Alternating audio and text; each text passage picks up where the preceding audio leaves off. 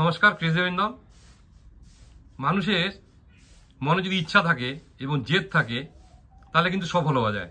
রণবীর সরকার Dhupguri high স্কুলের প্রাক্তনী, 2023 সালে উচ্চ মাধ্যমিক পাশ করার পরে হঠাৎ মনে ইচ্ছে হলো যে ডাক্তার হব।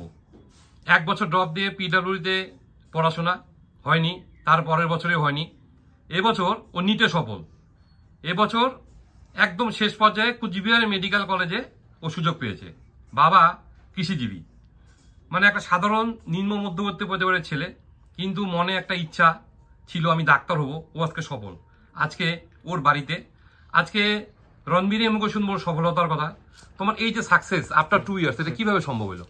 এটা কি বলবো, এটা হার্ড ওয়ার্ক, কনসিস্টেন্সি, আর মানে মানে করে যেতে লাগবে। মানে মানে বাড়িতে বসে থাকলে বাড়িতে বসে থাকলে চলবে না, মানে লড়াই করে যেতে হবে। এই মানসিকতা নিয়ে মানে পড়াশোনা করলে নিশ্চয়ই হবে। না, তোমার তো একটা তুমি ড্রপ আউট, 2 বছর তোমার কিন্তু ড্রপ ছিল, এবং 2 বছর ড্রপ, মানে এই বছর তুমি সুযোগ যদি না পাইতা তাহলে কিন্তু তোমার একটা বিরাট ফ্রাস্ট্রেশন। মানে যারা মেডিকেলের জন্য যারা প্রস্তুতি নেয় তাদের 1-2 বছর ড্রপ থাকে, এবং তাদের একটা সবসময় একটা ফেলিওরের ভয়, আমি পাবো না, এরকম একটা ব্যাপার থাকে। এই জায়গাটাকে আমাকে তুমি বোঝাও যে এই জায়গাতে কিভাবে বার হইতে হবে। হ্যাঁ, ফেলিয়ার তো হয় অনেকের, যেমন 1-2টা কোশ্চেন ভুল করার জন্য অনেকে সিট পায় না। তো আমি এবার তো পরীক্ষার হলে তো কি বলবো, পরীক্ষার কোশ্চেন তো কঠিন আসছিলই। তা আমি সেভাবে ঠিক এবছর ঠিকভাবে বাড়িতে আমি সেলফ স্টাডি করেছিলাম ইউটিউব থেকে, আর নিজে মূলত এনসিইআরটি থেকে পড়েছিলাম। তো ভেবেছিলাম ভালো রেজাল্ট করবো, কিন্তু সেই মতো আশানুরূপ ফল হয়নি, অনেক নাম্বার কম হয়েছে।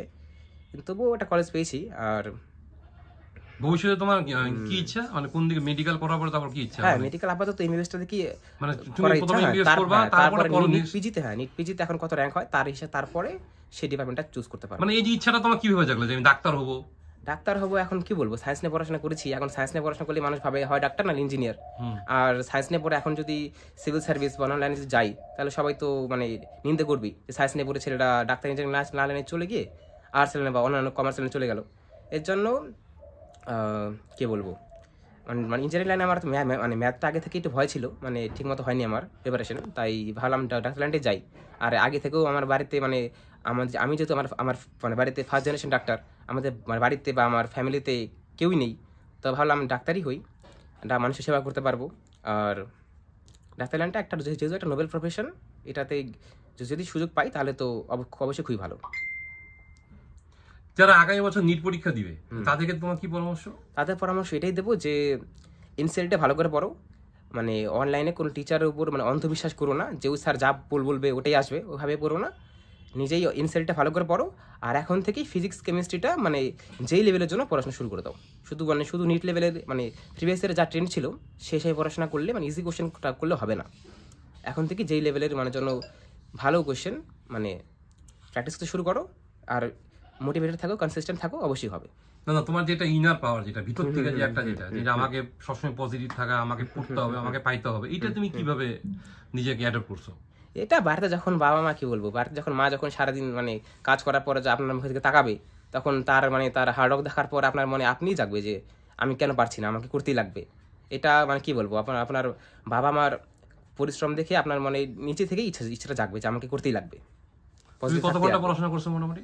আমি দিনে মানে অনলাইনে তো ইউটিউবে মোটামুটি যা ক্লাসগুলো করতাম ওগুলো দেখার পরে নিজে সেলফ স্টাডি করতাম 4-5 ঘন্টার মতো, মানে দিনে অ্যাভারেজ 10 থেকে 12 ঘন্টা করেছি। তুমি পড়াশোনা কি সকালে করতাম না বিকালে বেশি করতা, কোনটা? আমি রাতের দিকে বেশি করতাম। মানে তোমার কি মনে হয় সকালে পড়াটা ভালো না রাতের পড়াটা? না, যার যেমন মানে সুবিধে, ইচ্ছা করলে পাওয়া যায়, তাই না? কেউ যদি সকাল 4টে উঠে পড়তে পারে খুব ভালো কথা। আবার কেউ যদি মানে ধরুন রাত 12টা-1টা অবধি পড়াশোনা করে, আবার সকাল যদি 8টার দিকে ওঠে, ঠিকমতো যদি মানে সারা দিনে সে যদি মানে কি বলবো, যদি ক্লান্ত না হয়ে যায়, ঠিকমতো পড়াশোনা করতে পারে, সারাদিন যদি মানে হাইড্রেটেড থাকে, তাহলে খুব ভালো। আর কেউ যদি সকালে পড়াশোনা করে, তাড়াতাড়ি ঘুমিয়ে যায়, আবার সকালে উঠে, তাও ভালো। মানে মোটামুটি মানে রেগুলার, আসলে জায়গা কোনো ফ্যাক্টর না, জায়গা কোনো ফ্যাক্টর না। ইচ্ছা যদি থাকে, তাহলে আজকাল যে অনলাইন প্ল্যাটফর্ম গুলো, যেমন তোমার ধুপগুড়ি হাই স্কুলে যে তুমি যখন পড়াশোনা করতে, 2-1 টিচার যারা তোমাকে মনে হয়েছে বলছে রণবতী পারবি, এই ধরনের 2-1 টিচার। অবশ্যই আমাদের যেমন আমার ফিজিক্সের স্যার ছিল পার্থ স্যার, তারপরে কেমিস্ট্রির জন্য আমাদের হরেন স্যার ছিল, বায়োলজির জন্য অশোক স্যার ছিলেন। এই স্যারগুলো আমাদের খুবই হেল্প করেছেন। আমাদের ম্যাথ স্যারও ছিলেন দীপঙ্কর স্যার, ওই স্যার আমাদের মানে খুবই সাহায্য করেছেন। মানে জায়গা কোনো ফ্যাক্টর না, ইচ্ছা থাকলে উপায় হয়। রণবীর একটা মোরঙ্গার মতো প্রত্যন্ত এলাকায় থাকে, সেখান থেকে কিন্তু এই বছর মেডিকেলে সুযোগ পাইছে। ওর যেটা খুব ভালো লাগলো সেটা হচ্ছে মানুষের পাশে থাকতে চায়।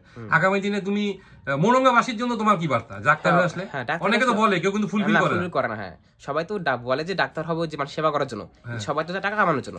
কিন্তু আমার ইচ্ছা মানে সিম্পল লাইফ যাপন মানে করবো আর মানুষের সেবা করবো।